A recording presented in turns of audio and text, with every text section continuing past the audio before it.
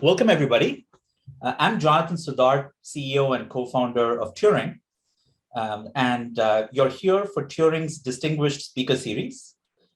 We have a very special guest, Ashu Garg, general partner at Foundation Capital, and Turing's founding investor, or investor zero, if you will. I'm very excited to have Ashu here for this special series of Turing's Distinguished Speakers. The topic for this series is how to build unicorns.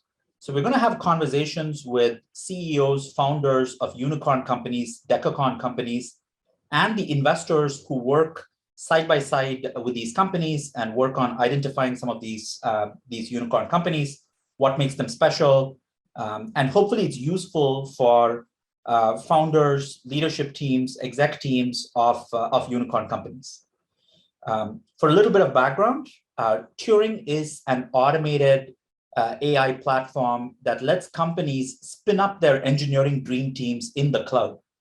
We have a platform where you can push a button to automatically hire pre-vetted engineers on demand. Today, we now live in a remote-first world. Every company is in a race to reap the benefits of remote engineering talent. The reasons are obvious. You get to tap into a planetary pool of engineers. You get to distributed teams work effectively now. And companies don't really want to spend a lot of time sourcing engineers, evaluating engineers, doing tons and tons of interviews. Companies want to build product and move fast, which is why a platform like Turing exists, where you can just push a button and get going. If you're interested, go to turing.com and sign up if your primary bottleneck to building a unicorn is hiring great engineers. Without further ado, I'd like Ashu to maybe introduce himself very briefly, and then we'll jump into questions on how to build a unicorn. Ashu, on to you. Thanks, Jonathan, for having me here today. This is a really special moment. Very quick introduction. I'm a general partner at Foundation Capital. I lead our enterprise investing efforts. I've been at Foundation now for 14 years. And prior to Foundation, I started off my career as an engineer, graduating from IIT Delhi, and spent 15 years in a variety of operating roles, mostly in technology companies, sort of culminating in sort of 2 stints at Microsoft, leading the machine learning and AI work we were doing, and before that, leading field marketing for the software businesses. But coming on to your question around what's the secret behind building unicorns? Great companies always start with some unique insight into a customer problem and a unique insight into how they will solve that problem. So you have to find a large problem, and sometimes it's an existing market that is huge. And sometimes the segment that you start off with is small today, but it's growing very rapidly and will become huge over time. But either way, you have to have a really tough problem that people want help on. You've got to have a unique approach to solving that problem, a large market, either large today or large over time. But then, like in any recipe, the salt makes all the difference. The ingredient there is really founders. I think what makes the difference when everything else is equal is founders who have the grit, the persistence, and are willing to do what it takes to cross the hundreds of hurdles you have almost every other day. Yep, that's right. And I think one thing that's interesting about your approach is you typically advocate writing code pretty late in the day. I think what you said pick a big customer problem and have a unique insight. So it sounds like there's a lot of work to be done to first validate the problem and validate sort of the feasibility of your insight or the fit of your solution to the problem. Can you talk, how do you come up with these? How do you know if this is a unicorn-sized problem or not? So I think Jonathan, you said it well. I think in most B2B problem spaces, especially at the application layer, the hardest part is identifying a problem that deserves your attention and time, and identifying, a point of entry through which you can create your wedge. It's like a lever. If you have a lever at the right point with the fulcrum at the right point, you can move the earth. And so you have to find that lever in the right point for the fulcrum. And I think it's a contact sport. It takes a lot of contact with customers, with other people participating in that market to figure out what is that thing that people will buy and that will, reduce friction for them. What's that compelling customer value proposition?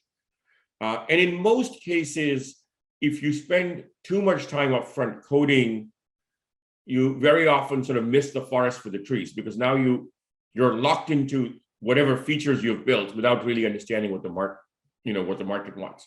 Now, that's not necessarily always true, to be fair. I think there are situations, especially as you go lower down the stack. So if you think about Databricks, one of my early investments, Databricks is a technical innovation.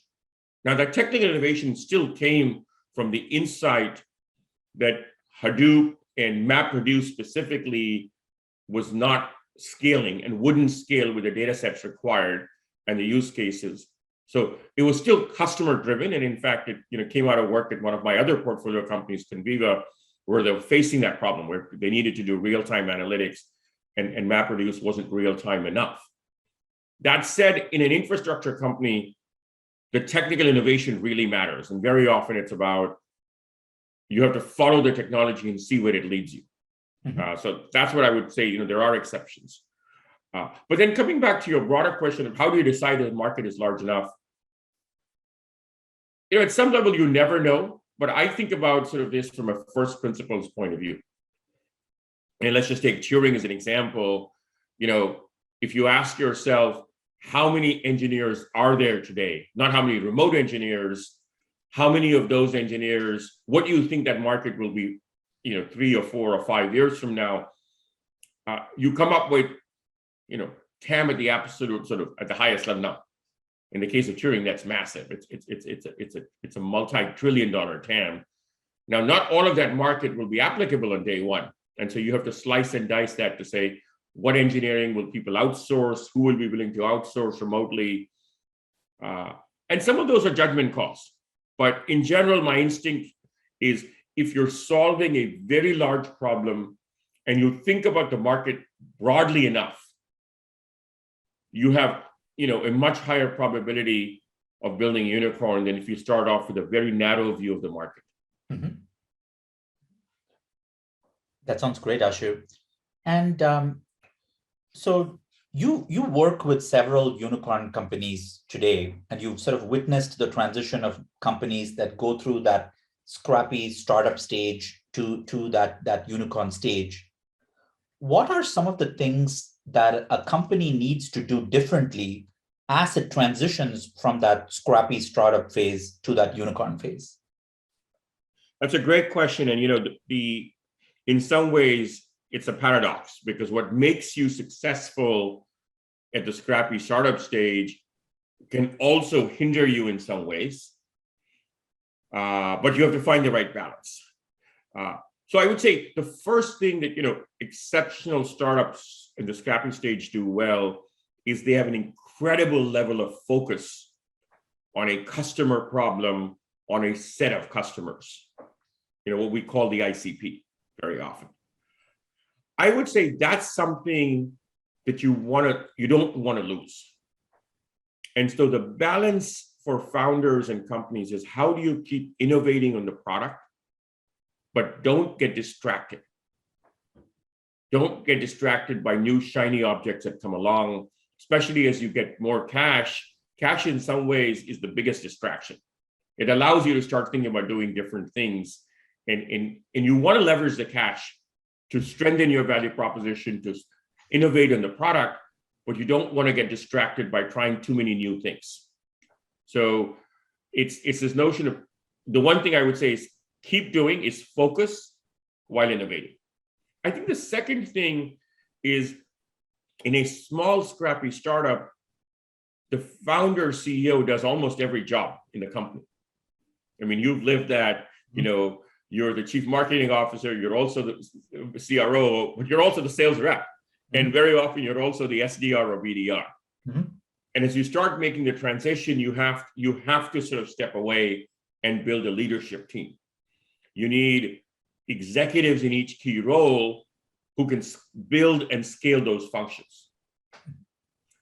But attracting, recruiting, and then managing executives takes a lot of time and energy.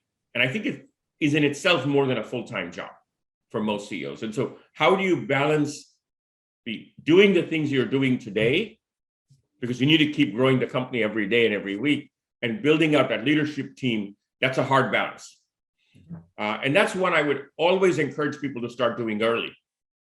Because if you suddenly get to the point where you need to hire 6 executives at the same time, you're never going to get there. You'll hire 0. And so you need one every quarter, and you need to plan through that. So I think that's a big transition. I think the third big transition is, how do you put some systems and processes in place, but keep them lightweight enough? You want to start, now that you're no longer managing every function yourself, you want to have some indication of what does the pipeline look like? What are the odds that I'm going to miss or make the quarter next quarter? And so you need some tracking tools, some process. At the same time, you want to keep that lightweight, because you don't want to build too much bureaucracy and too many silos in the organization. So those are the 3 things that I think are the things you want to think about as you go from a scrappy startup to a unicorn and beyond. That's great, Ashu. So it was focus, building a great executive team, and having good systems and processes in place to sort of rein in the chaos a little bit, right? So that's super interesting. And I can say, like, from firsthand experience, like, as Turing's been going through this phase, one of the things that I'm most grateful to you for is for your push on making sure we had have a really strong executive team, a really strong leadership team that just been such a great source of leverage. And it just helps us go so much faster. And it's always one of the things that's very tempting to put at number 2 instead of at a P0. Like, we want to hit this quarter's numbers, but how can I do that if I'm spending 30% of my time recruiting? But the reality is, you kind of have to set aside at least 30% of your time recruiting your senior leadership team. Otherwise, like, you're always going to be running fast to stay in the same place in the treadmill, and at some point you'll fall off. Like, you're going to tap out. Your top speed is going to tap off. Like, you're going to be speed limited at some certain limit. No, thank you for saying that, Jonathan. And I think absolutely, in fact, if I had to pick the one thing that, is most likely the barrier to getting to a unicorn, but is definitely the biggest barrier to getting to a decacorn, it is how much time and energy people spend on building the leadership team. Because it's a little bit like a treadmill, it's like a treadmill. Yeah. It's never built. And as soon as you think you have the right leadership team, another hole will emerge. Yeah. And so you just have to make it part of what you do every week and every day. Yeah. And I think, like, recruiting is one part of it. And then there is the other part of it, which is making sure that your executive team is successful, that they are onboarding, they are building the right relationships with their peers, they integrate well with the company, and you get their full contribution, right? Like, and that takes quite a bit of work too, because at each stage in the company, the kind of people you hire are slightly different. Like, I almost think of it like driving a car where there's first gear, second gear, third gear, and different people come into their strides at different sort of gear ratios, like, in a sense. And there's a little bit of sort of constructive friction from time to time. Like, there's one persona, I'm sure every exec team has this persona, which is, hey, let's build fast, let's build fast and furious.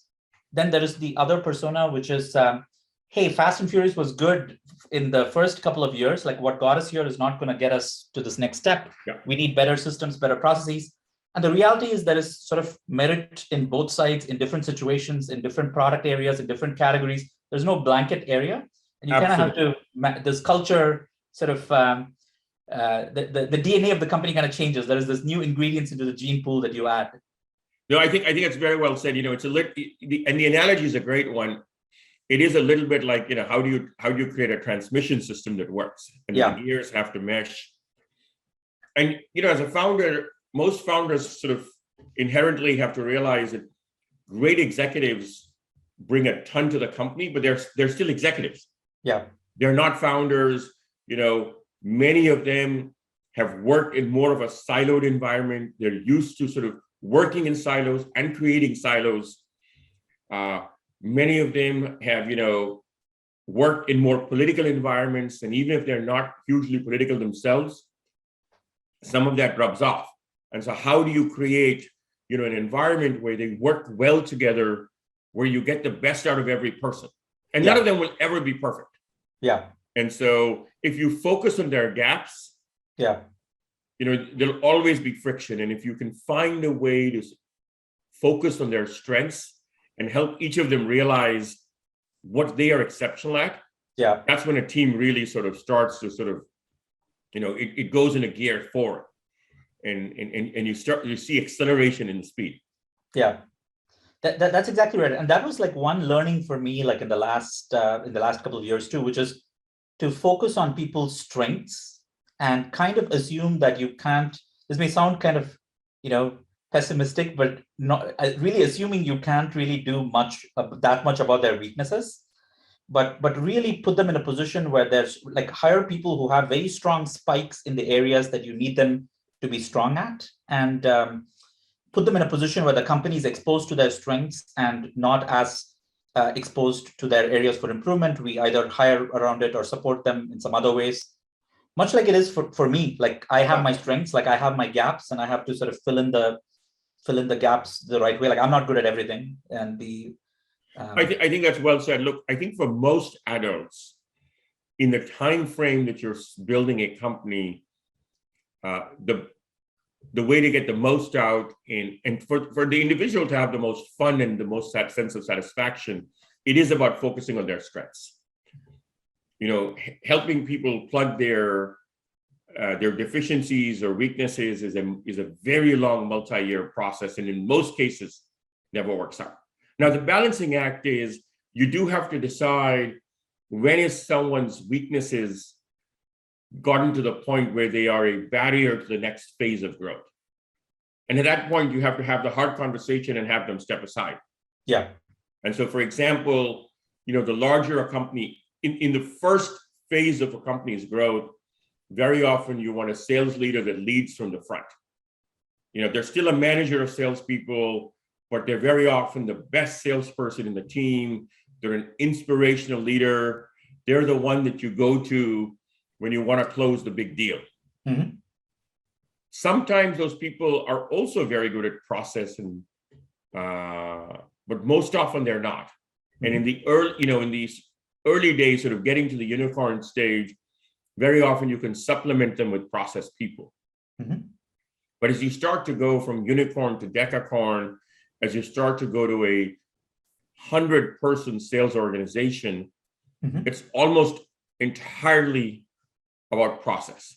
Mm-hmm. And it's not just process for sales management, it's process for sales management, process for recruiting, process for managing sort of quota setting, processes for managing territory allocation. Sales really becomes a system at that scale. Mm-hmm. And you need someone who can both design and run that system. Mm-hmm. And very often, that sort of going from low single digit tens of salespeople, 10, 20, 30 to 100 plus salesperson, mm-hmm. it often takes a different leader. Not mm-hmm. always. There are people who actually can do both. But if you don't have that person, then you have to have the hard conversation and make the change. Mm-hmm. That makes sense. And Ashu, so you mentioned focus, building a strong exec team, good systems and processes as things that you kind of start focusing on more at this unicorn stage. What are some of the common pitfalls or speed bumps or obstacles that companies run into at this stage beyond sort of the lack of the three things that you mentioned? I think it's a great question. And, there's just like there's no one formula for success, there's no one reason why companies struggle or fail. In many situations, luck is a big part of it. You get this one customer, you hire this one exec, as they say, every company is one step away from greatness. And if you don't get that one step, very often that's why people fail. But if you put that aside, I would say the first reason I've seen companies fail is the value proposition is just not compelling enough. It's a nice to have, it's interesting, intellectually customers get it, but it just doesn't rise to the top of their priority list at the point at which they have to make a decision. So I think really listening to the customers and saying, is this really important enough? I think the second thing is a lot of founders underestimate the friction to buy and adopt a new technology. Their personality is, most founders have a very optimistic, risk-taking, try new things personality. But if you look at the society at large, that's a very small subset of people. And so most customers don't have that personality. And so most customers are thinking about, what if this doesn't work? What is it going to take for me to integrate this technology? How am I going to migrate data? How am I going to manage my downside risk? And so I think you really have to think through the adoption issues. And so even if you have a compelling value proposition, thinking through how do you get people to adopt, what is the time to value? And you don't have to deliver all the value overnight, but can you deliver enough value quickly? And quickly will vary depending on the product and the customer segment. But can you deliver enough value quickly such that people will then keep using your product to get more value over time? So I see that often. I've seen companies that have incredible technology where hundreds of customers in the first meeting said, I need this, but they never close a sale because of the adoption issues as they start to sort of get to market. I think the third thing I see, which is not obvious, is a lot of the challenges around founder dynamics. The initial phases are hard. There are some amazing days, but there are some really tough days. And if you have only one founder, a solo founder has his or her own challenges because there's no one to talk to, there's no one to sort of commiserate with. And at the same time, if you have multiple founders, then you run into finger pointing situations. You run into sort of founders feeling like the other person is not pulling their weight. We talked about execs and not focusing on their weaknesses, but focusing on their strengths. The same is true of your co-founders. And sometimes people forget that, and you start to see a lot of founder dynamics emerge. So I would say those are some of the reasons. I have, in fact, and this may be my biased sample set, I've never seen a company fail because of the lack of cash. I've never had a portfolio company, that died because it couldn't raise money. Well, sometimes valuations are higher, sometimes they're lower, sometimes it takes a few weeks, sometimes it takes a few months. But if you have the right team, the right customer momentum, you'll always raise money, in my opinion. And if nothing else, I'm a strong believer that once we're in for a penny, in for a pound, we will support the company through that journey. That sounds good. And so we spoke about like some of the things that could go wrong. And one way to avoid things going wrong, or at least minimize the probability of that, is to plan well. And and you've spoken quite a bit. You wrote a very, very helpful blog post on planning processes, annual planning processes and frameworks. Can you talk a little bit about how companies tend to plan when they at this unicorn stage? Like, what's the process? Do you look 1 year ahead? Do you look 3 years ahead? What are some things that the companies that do this well get right, and what are the things that the companies that get wrong? Like, what do they get wrong as part of the planning process? It's a great question, Jonathan. And I think the thing about planning is it's one of those things where too little planning gets problematic, and the bigger you get, the lack of planning is hugely problematic. And at the same time, too much planning early on is also problematic because you're essentially throwing darts blindfolded. Mm-hmm. And so at the unicorn stage, I think about a company as having strong product market fit, having real clarity around their unit economics, around their sales cycle, around sales productivity. And so if you know those things, I then think you have to, first of all, you have to start with a top-down view. If you let every executive build a bottom-up plan, then you get into sort of a dozen plans that you're trying to reconcile, all with different assumptions. So you need to create an envelope for the plan that is top-down. And I'll come back to how you make sure that you get buy-in, but you start with a top-down envelope. I think that envelope needs to have a lot of clarity 4 quarters out for most companies. In some cases where you have very, very short sales cycles, you can actually live with 2 quarters out. In some cases where sales cycles are more than 6 months, you actually need a 6 to 8 quarter plan. Because the planning window is all a function of how far ahead do you have to hire salespeople. And if you have, let's say, a 12-month sales cycle, then a 12-month plan doesn't tell you much. You need actually, in that case, a 24-month plan. Mm-hmm. So, but for most companies, I would say a 4-quarter plan is plenty, with some view of what the subsequent 2 quarters will look like. Mm-hmm. So you start with that envelope. You then put some basic constraints in place. This is our top line growth historically, so this is what we want to have as top line growth. You put some constraints around burn. You put some basic assumptions around productivity, around resourcing. And in general, I would say be very careful not to make too many aggressive assumptions. One of the biggest risks in planning is you assume improvement in every metric. And individually, each of those improvements seems reasonable, but cumulatively, you're assuming a 2x improvement in productivity over 4 quarters, and that's not going to happen. Or it's very unlikely to happen if you're doing a reasonable job today.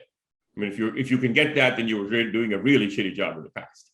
Mm-hmm. And so I think start with a basic plan, and then I think it's time to expand the circle of people who have input.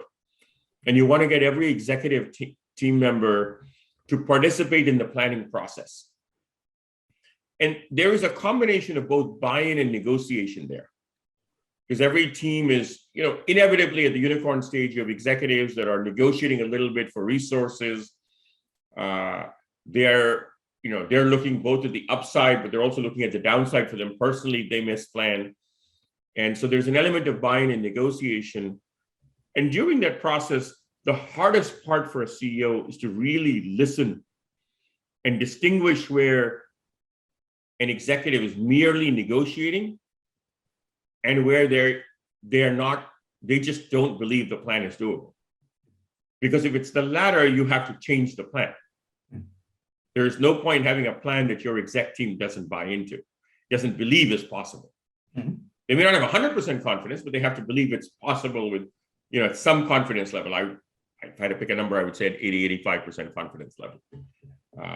And so I think that process of going back and forth and now fleshing out the assumptions, I think is a really critical step in the plan.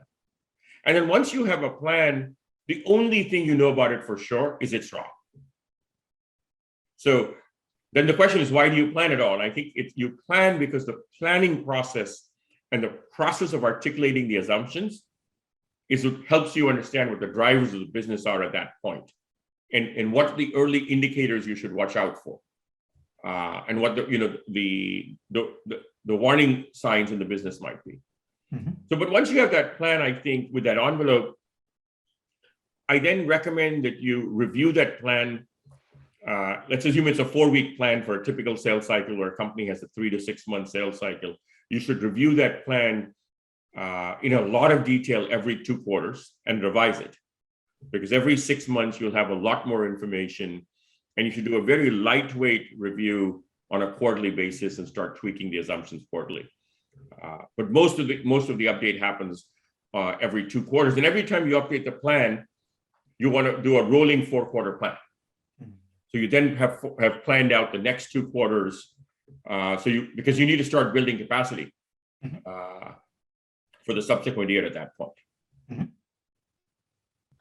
That's super interesting and super helpful. And if somebody wants to look up your blog post on this, what should they Google for, Ash? It's a great question. I will have to look up myself right now. It's been a while since I pulled it up. We'll add it to the show notes and to the podcast. That'll be great. Description. We will. Can I get that to you after the recording? Is that okay? Yeah, and I will get that to you. And typically, how long have you seen companies do this process? It sounds like there's top down, bottoms up, a few iterations, a few rounds of. I think once you have, give or take, 10 million in revenues, once you have somewhere between 50 and 100 customers, once you have 10 plus salespeople, I think planning becomes really critical. Because there's a lot of uncertainty that starts to creep into the system if you don't have a plan. And then from that point on, you just keep doing it. I mean, even $10 billion revenue companies need to do this on a regular basis. And as the companies get larger, there'll be more nuances. But generally, I would say if you do a rolling 4-quarter plan every 6 months, that should take you all the way through to, in fact, $1 billion in revenues. And once we have this plan, I'm sure one of the topics that you discuss at board meetings is sort of the diff between the plan and actuals in terms of what was higher than expected, what was lower than expected, which assumptions were violated, which like how are we doing? Is that the case? Like, is that one of the things? Like at this unicorn stage, what do you see typically get discussed at board meetings? So I think you're spot on. So I think board meetings are really have two dimensions to them at the unicorn stage. I think there is a dimension around reporting on operational and financial metrics. Because at that point you do have a plan. There is an expectation of performing to ideally beating plan, but if not, having an understanding of why you are sort of deviating from plan. And so it's important as part of the planning process to define what are the key metrics that you're going to focus on. And really, there should be one metric for revenue, one metric for cash, one metric for gross margin, and you have a shared understanding of how those are defined. And those are the 3 things that really matter. But there's probably then another 20 or 25 metrics that are input metrics to those. Some of those are lagging indicators, some are leading indicators, but you need both. And I think getting that set of metrics agreed upon and really digging in at the start of every board meeting is critical. Ideally, you actually want to circulate them in advance. So the board meeting focuses on a discussion around why, not what the metrics are. So I think that's one big part of the board meeting. And I would say that's a third of a board meeting. I think the second third of the board meeting is an opportunity to dig into 1 or 2 strategic topics. And those topics are very often a combination of, having a regular cadence. So you may, for example, once a year have a deep dive into the product. Once a year have a deep dive into the go-to-market. You pick a topic that you do a regular cadence around, and it may be twice a year, however you decide that cadence. And then one topic that comes out of the metrics discussion. So whichever metric isn't going well, let's say sales productivity has been a problem in the last quarter, then that's an obvious topic to dive into. Let's say pipeline is an issue and that's why someone missed plan, then that's an obvious deep dive. So pick a couple of topics that you can go deeper into, and you can have a more substantive conversation. And the trick in that is to know which parts of the conversation are information sharing versus where are you looking for input and help from the board, and where you're trying to drive to a decision. Because those are three different things. And you want to be explicit about which of the three, sets of objectives you have. So that's the second third of the board meeting. The last third of the board meeting, I think, is almost always sort of a closed session, which provides a safe environment for the CEO to talk to the board about the people dynamics in the business and anything else that's top of mind. Sometimes it's competition, sometimes it's a legal issue, but most of all, I would say most of the closed sessions focus on the people dynamics, because that's a top area where founders have almost no one to talk to, very often not even their co-founder. So that's how I would structure the board meeting, and the exact time allocation can vary, but I like to think of that as 3/3. Yeah. So the first is sort of a metrics review, sort of a diff against the plan. The second is sort of a few meaty topics, where it's information sharing or take input or decide. And the third was this closed session. I'd love to dig into the second portion, like in terms of the topics that discuss. For companies at this sort of, let's say, companies that are unicorn plus, like en route to, to crossing 10 billion, like maybe that's the next milestone. For companies in that stage, like at that scaling a unicorn stage, what are some of the, are there any patterns in terms of what topics typically come up that you could generalize from? Or is it very specific to individual, or are the challenges very, very company specific? So I think there are some patterns.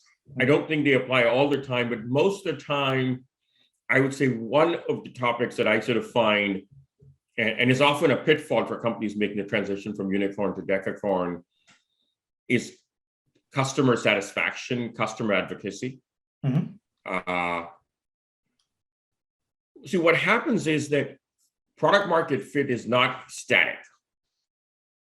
And when a company has 5 or 10 or 20 or 50 customers, the founders and the key leaders in the company know every customer, know the issues. As you start scaling, you get there's some distance that builds up between the day-to-day usage of the product by customers and the key leaders in the company. And I think that's where the risk of product market fit becoming ephemeral is the most. It's also the stage where very often you're expanding the ICP. You have a very tight ICP to start with. Maybe you're going into additional verticals. Maybe you're going down market into smaller customers or up market to larger customers. But the ICP is usually, it's like a balloon that's being filled with air. And so at that stage, I think really having a handle on what is going on with your customer base and creating the right instrumentation for that is really important, having a deeper conversation around it. And so that instrumentation can include everything from CSAT scores to churn data to other product usage and adoption metrics, but really making sure that value delivered is increasing, and friction to realize that value is being reduced. Those are the two things you want customers to keep seeing. So I would say that's the number one topic at that stage. And it requires structure. Whereas up to the unicorn stage, it sort of happens in an ad hoc fashion because it happens every day in the company. I think the second topic at this stage that becomes critical is really starting to instrument productivity metrics for the organization. Because you now have managers of managers and many layers of leadership in a company. On the go-to-market side, I think that's relatively straightforward, and I think most companies do it. They start having conversations about sales productivity, marketing productivity, sales cycles. You've got to be careful that you're looking not just at the mean, you're looking at the median, you're sort of slicing and dicing the data the right ways. That's definitely, the sales productivity is a very common topic. The harder conversation is engineering productivity. And I don't have a good answer, but you sort of need to find a way to have that discussion. Because Because very often as you're increasing the size of the engineering team, what is actually happening is engineering productivity is falling. Mm-hmm. And that shows up over time, either in the form of technical debt or slowing innovation. Mm-hmm. And so having the conversation around engineering productivity, Mm-hmm. I think is an important deep dive topic to have. Mm-hmm. So, and very often in these cases, in the case of engineering productivity, for example, you may not get a lot of input from the board. Mm-hmm. You are definitely not looking to the board to make a decision, Mm-hmm. but it forces the team to rally around that topic, mm-hmm. and to come up with a conscious decision about how much energy are we going to spend dealing with technical debt, how much energy are we going to spend dealing with bug fixes in the current release of the product, and Mm-hmm. how much energy are we going to spend on sort of the next big innovative feature mm-hmm. or feature set. Makes sense, Ashu. And I think when you say engineering productivity, you're really lumping like product, eng, data science, like all of that, right? Like Yes. The activity that goes into product building. sense. Yes. All the activity associated with product development. Yeah. That's definitely kind of tricky to measure well, and you kind of need to have some good it needs a good balance. It's obviously you need that to maximize tech leverage in the business, and it gets kind of hard to measure output. It's very hard to measure. It's a very difficult even conversation to have. Yeah. In quantitative terms. And, sales productivity is so much easier to measure that people start focusing on that. But I've often seen that the lack of a discussion around engineering or product development sort of productivity is actually what drives a decline in value creation, because you're not moving fast enough. Yeah. Or you are strategically on the go-to-market side, you're taking on challenges. So one example I've seen is boards will sit down and decide, we're doing great in the mid-market, but if we want to continue to grow to the next milestone, we now need to go up market and get enterprise customers. Mm-hmm. Easy decision. It's a very obvious conversation. I mean, you've been in board meetings, I'm sure, where that's happened. Mm-hmm. What's missing in that conversation is, what is it going to take from a product development standpoint to meet the requirements of enterprise customers? Mm-hmm. And what is the implication of those investments on our existing customer base? Mm-hmm. I mean, I had a company, without naming the company, that was firing in all cylinders, doing exceptionally well, the market leader in its segment. And they made this decision to go up market. And at the same time, they were dealing with a replatforming issue on their underlying infrastructure. And they were also dealing with sort of a diversification of the product base from sort of one core product to two products. And individually, all three of those things made sense. Mm-hmm. And when you put them together, the company fell apart. Mm-hmm. A company that had, more at 25 million in revenues, the number two player in that market, now 3 years later, is a public company, a very valuable public company. This company got sold for pennies on the dollar. No one made money. Mm-hmm. Simply because the engineering, organization got stretched in different ways. Mm-hmm. And, the tech debt was so big that we were just focused on that. And then we did fix that. But by the time we fixed the tech debt, we didn't have the product for either the mid-market or the enterprise. Mm-hmm. And so, no tech debt, but no product market fit is not very useful. Mm-hmm. Yeah, that's right. And speaking of boards, for companies at this unicorn stage, what advice do you have for founders as they add board members at this step? Like, who's a good board member for a company at this stage in the company's journey? So I think there's three things to think about when you add a board member at this stage. I think the first is you want to have someone that is additive to the group on a dimension where you are looking for good advice. So, for example, coming back to the example of my company, company in the mid-market trying to go enterprise, if that's your focus, then go find a board member that has real depth of experience having made that transition. Mm-hmm. It's not easy to find. Yeah. if that's the number one challenge for the company, then go figure out who can help you with that challenge. Because you want to focus on the most, you want a board member that will be additive in the conversation around the most important strategic topics for the next few years. You have to be careful. If you pick the topic that is the topic du jour for the quarter, by the time you get the board member, the topic is no longer relevant. But so that's one. I think the second thing you want to look for is, I think it is more than just an individual topic. You want to find a board member that you have chemistry with and has chemistry with the rest of the board. The most important thing about a board is the board dynamics. If the board works well together, is collaborative, can drive to a decision, is effective in communicating with each other, that is a superpower for a company, because most boards aren't like that. Most boards have inherent friction. People are talking at each other versus talking to each other. There is, people are in and out because they're all multitasking, especially with Zoom. Everyone's multitasking all the time and nothing gets done. So I think making sure that every board member improves the dynamics, doesn't take away from it. I think that's a second critical thing. I think the third thing is you want a board member that will bring a different and a diverse perspective. And sometimes that perspective comes from gender diversity, sometimes that comes from racial diversity, sometimes that comes from a diverse background, a functional diversity. So it's very unique to the specific situation. But a board's job is to help open your eyes to new things and give you sort of guidance and advice in situations that you haven't sort of encountered before. And so that's why the diversity matters so much. Got it. So it was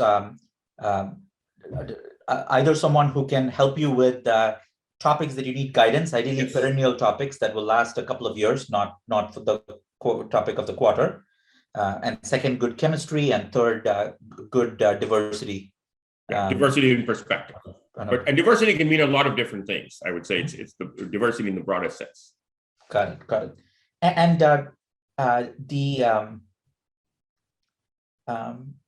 and typically at this unicorn stage, do you see companies do board meetings quarterly?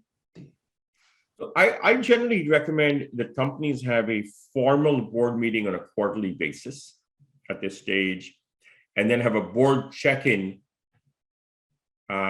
in between board meetings. So you end up having 8 meetings a year. And you use the check-ins to focus much more on the tactical topics. But even in the check-ins, try to have, a discussion about sort of whatever is top of mind. I would think of things like sales pipeline or marketing efficiency as tactical in this context, because it's about the here and now. And so you have those discussions very often in the check-ins, and then sort of your product roadmap. There's nothing you can do about the product roadmap in a quarter for a unicorn company. It's a multi-quarter initiative. Those conversations you have in sort of the board meetings. And I would suggest that having the quarterly meetings in person as far as possible. Like, there's still a huge difference in the nature of the interaction when you have those interactions in person. That sounds great, Ashu. This was great. This was super helpful. Thank you for sharing your advice and your insights on this. And final question as we wrap up. What should companies look for in terms of their investing partners, like investors that they want to partner with for throughout the course of the company's journey at this stage? Like, when you're at this sort of unicorn stage, and you're about to do, like, for your next round, what do you look for in investors at that stage? I'm sure it's very different from investors. Early stage. It is very different from the early stage. So I would say, first of all, you have to separate: are you bringing on board an investor who has no board role, or are you bringing on board an investor that has a board role? And I think there's a lot of overlap, but there are some differences. So let's start with the first. I think for all investors, you want someone that is, the most important criteria at this stage is do no harm. Mhm. Typically a company from a unicorn to a decacorn, board members have some marginal upside. Mhm. Mostly it's only downside. Mhm. Because the company has to execute at that stage.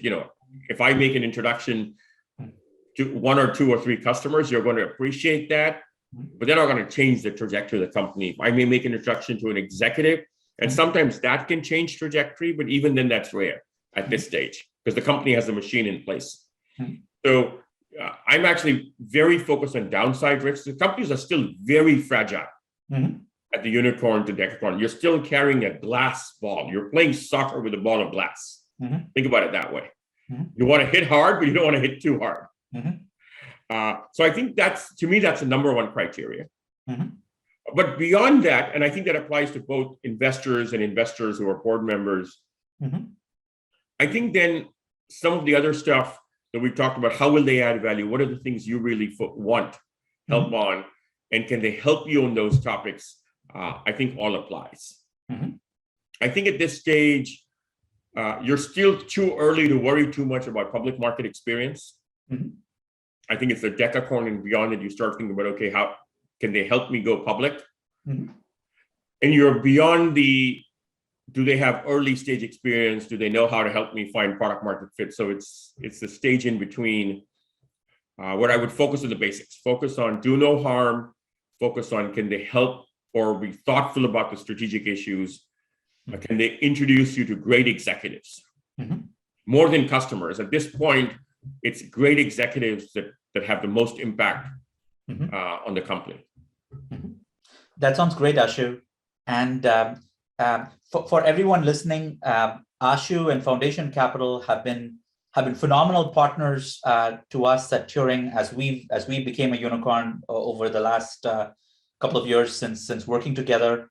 Ashu works with several great unicorn companies. So if you're building a company that's looking for its first round of capital or like seed, Series A, Series B, like in that range, you should definitely talk to Ashu. If you need an intro to Ashu, feel free to reach out to me, Jonathan@turing.com, or you can reach out to Ashu directly as well at Foundation Capital. Foundation Capital is a great firm. So if you're interested in finding great partners from day zero, and for me, like what's been fun about working with you, Ashu, and Foundation has been, it's just like you've just been tremendous value add. Like the do no harm is like feels like a low bar. Like with you, like you and Foundation have just been amazing partners in the trenches, like right from day zero, like helping recruit great execs, like helping in early go to market, and really high value add, like being a great thought partner in strategy. So it's been great working together. So highly recommend working with Ashu and Foundation. If you're either at the unicorn stage or if you have ambitions to be a unicorn at some day. Thank you so much, Jonathan. I really appreciate that. And, it's really been a special journey together and we're just getting started. So I'm excited about having exactly this conversation with a decacorn in a couple of years. And to all the founders out there, if you have more questions, obviously feel free to reach out to me, but also check out my podcast, B2B a CEO, on the Foundation website where I've interviewed many decacorn CEOs, including Eric Yuan, George Kurtz, Dan Springer, and others. Awesome. Thank you so everyone. much. Yeah. Thanks a lot.